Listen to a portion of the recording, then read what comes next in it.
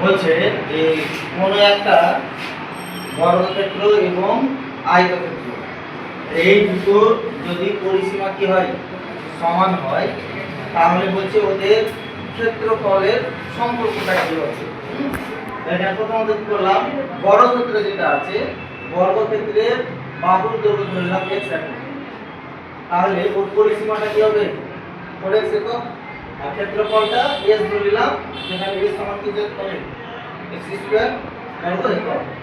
একই রকম ভাবে আয়তক্ষেত্রের এবারে দৈর্ঘ্য ধরলাম a একক আর প্রস্থ কত b একক, তাহলে পরিসীমা 2 a প্লাস এই আমরা জানি, আর তার সঙ্গে ক্ষেত্রফলটা কি দৈর্ঘ্য গুণিত প্রস্থ বর্গ একক।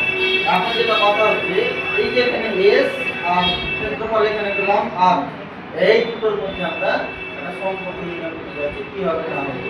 তাহলে এই ক্ষেত্রে কি বললাম পরিসীমা কিন্তু দুটো কি হবে বলেছি সমান হবে, তার জন্য 4x সমান কি বললাম 2 a plus b। তাহলে এখান থেকে s সমান পেয়ে গেলাম a plus b। এখন যেটা কথা হলো আমরা এখানে পেয়েছি s সমান x স্কয়ার, আবার এখানে পেলাম x সমান a plus b by 2, তার জন্য কি করলাম s সমান x স্কয়ার, x এর জায়গায় বসিয়েছিলাম a plus b by 2 তার হোল স্কয়ার।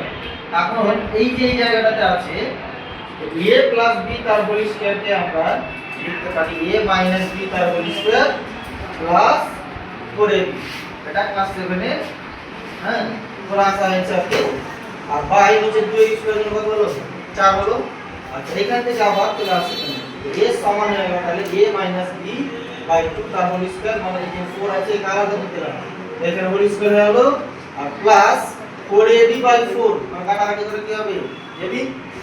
আচ্ছা তাহলে এখান থেকে বলতে পারছি যে s সমান ab, ab মানে কি পেয়েছি ab মানে r, তাহলে s সমান তো আর পাচ্ছি না, আমরা কি পাচ্ছি a minus b by 2 তার হোল স্কয়ার, এই টার্মটা আর এক্সট্রা হচ্ছে, তাহলে এটা যোগ হচ্ছে কার সঙ্গে r এর সঙ্গে, তাহলে r বেড়ে যাবে না এই s এর মান বাড়বে না কমবে বেড়ে যাবে, কার থেকে বাড়বে তাহলে r এর থেকে বাড়বে, ওই জন্য আমরা বলছি এখানে যে s is greater than r, যেখানে r হলো a into b মানে বর্গক্ষেত্রের কি আয়তক্ষেত্রের ক্ষেত্রফল।